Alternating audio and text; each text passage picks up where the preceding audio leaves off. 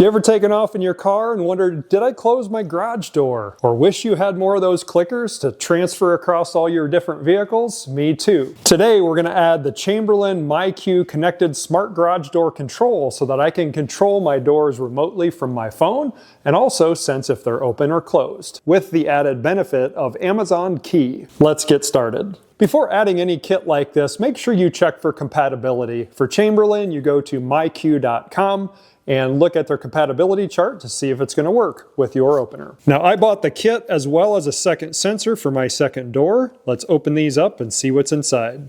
In the main kit box, we've got a set of instructions, the hub, mounting plate, power adapter, door sensor, as well as some mounting hardware. And then, of course, in the second box, I've got my extra sensor as well as some additional mounting hardware. We'll first do a little prep work before we actually mount the hub and the sensors to the doors.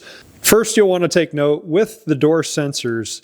Up here, it does indicate top. This will be the top of the door when you mount it. So if this is the door, it mounts like this, and this is the top location. Now on the back, to mount these, we're going to use this double-sided adhesive Velcro. Now that we've got our Velcro pads mounted, we'll pull these tabs, which is going to allow the battery to make contact and allow these to be used. We're not going to mount the hub right away. We're actually going to get the whole system connected and working. One comment I will make, when you mount this plate to the wall, right here where you're facing this screw icon, this is the side that actually gets out from the wall surface. On the side, there's a raised edge. So this is the wall side. This is the surface that you are going to mount the hub to. I have downloaded the MyQ app on my phone. After you've downloaded the app, you will need to register, which you can do via Amazon, Apple, Google, or with email. I did it via Amazon, so that way I could take advantage of the in-garage delivery with that key service. Next, inside the MyQ app, we're going to select Smart Garage Hub so that we can get the hub connected.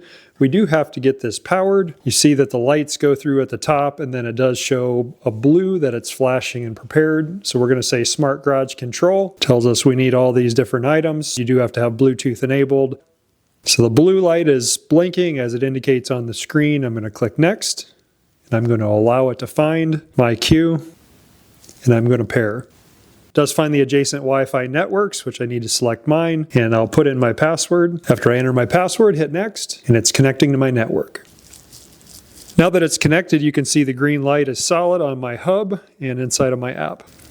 Next, it's going to have me pair my sensors, which I did mark these as W and E for my West door and my East door. Go ahead and click Next. I did already pull the tabs out for the batteries, as we talked about earlier, and I'm going to press the button on the West sensor. I did see a red LED.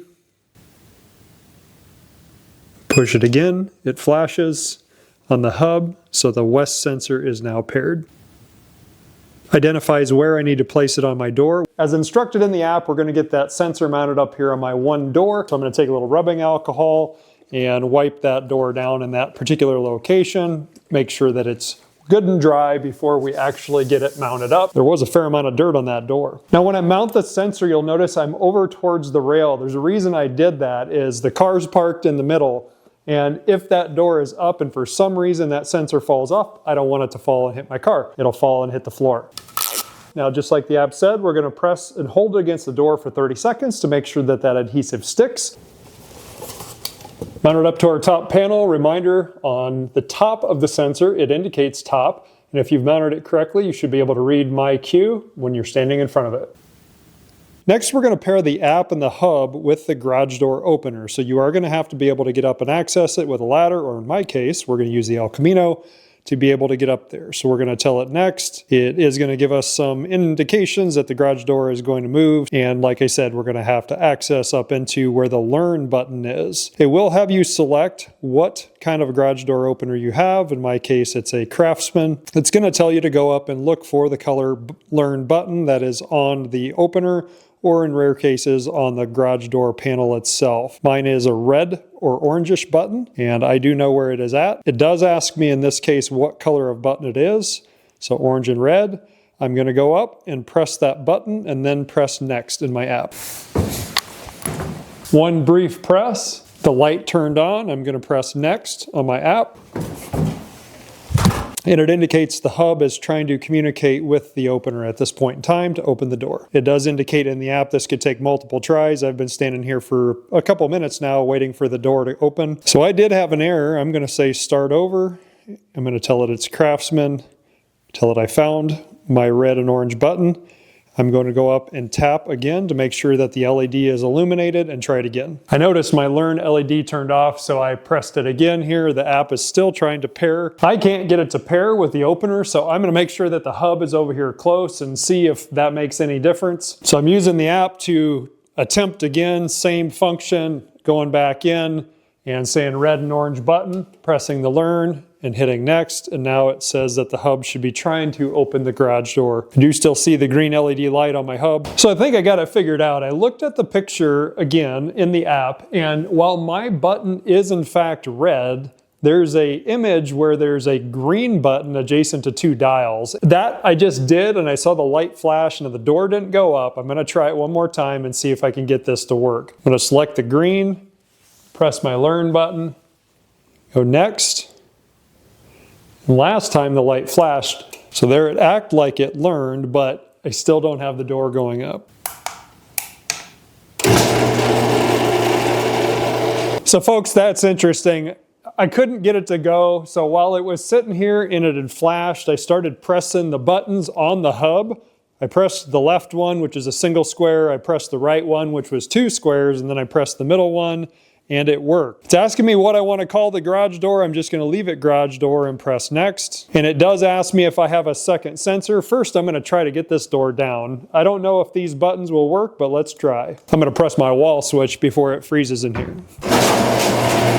Now that I got that west door done, it does tell us that, hey, if we have a second sensor, let's pair it. So we'll do that now. We'll pair the second sensor. And I already pulled the tab out. I'm going to press it once to make that red LED illuminate. It tells me that I'm going to pair it, and you're going to see a light flash. We're going to click next. I'm going to press the button one more time.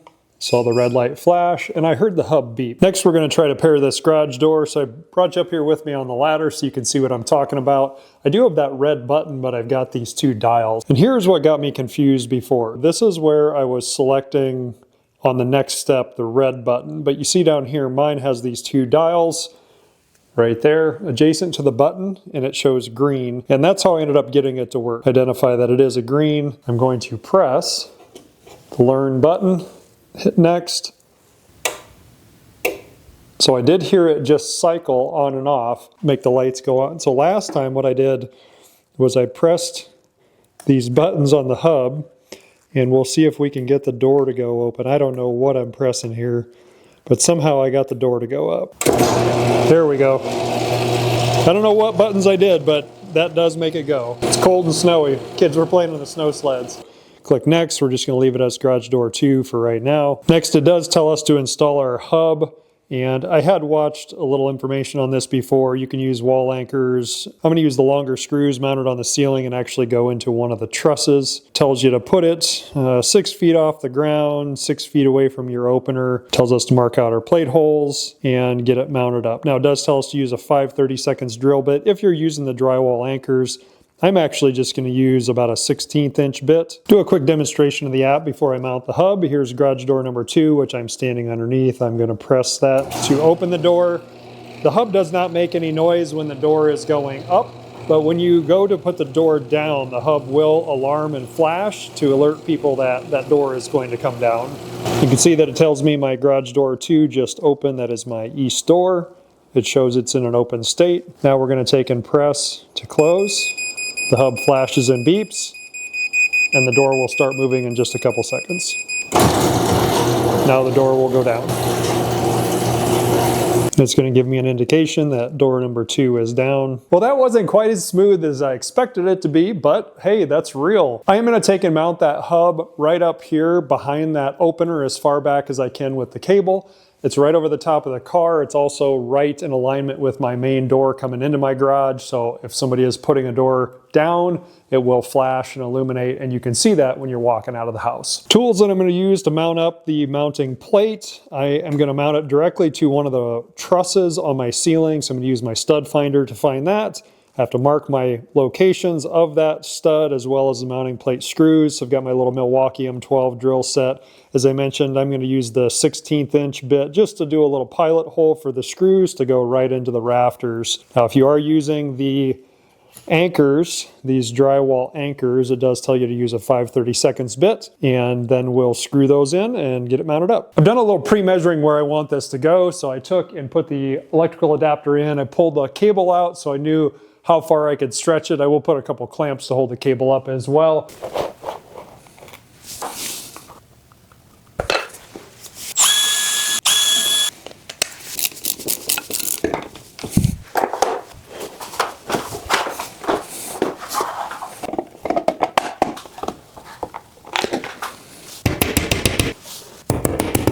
There we go, we got our hub mounted. Now let's give it a shot. Away it goes. My e-store just went up. Now let's take and close it. Starts beeping and flashing to let me know that it's coming down. And away it goes. That did not go quite as smooth as I expected it to, but that's the way projects go sometimes. Reminder, any of the tools that I used, I dropped Amazon affiliate links in the description below in case you want to see what it is that I'm using at my own home. These are all my tools that I've paid for. One last request, hit that like button, subscribe. It really does help build this channel. Also, drop a comment down below. I'd love to hear from you. What'd you think of this installation? What do you think of my Miss Pac-Man and my El Camino? It's fun to talk. Looking forward to interacting with you folks. Thanks for watching this video. I appreciate it. Hopefully you found it helpful, and I will see you on the next one. Stay curious, friends.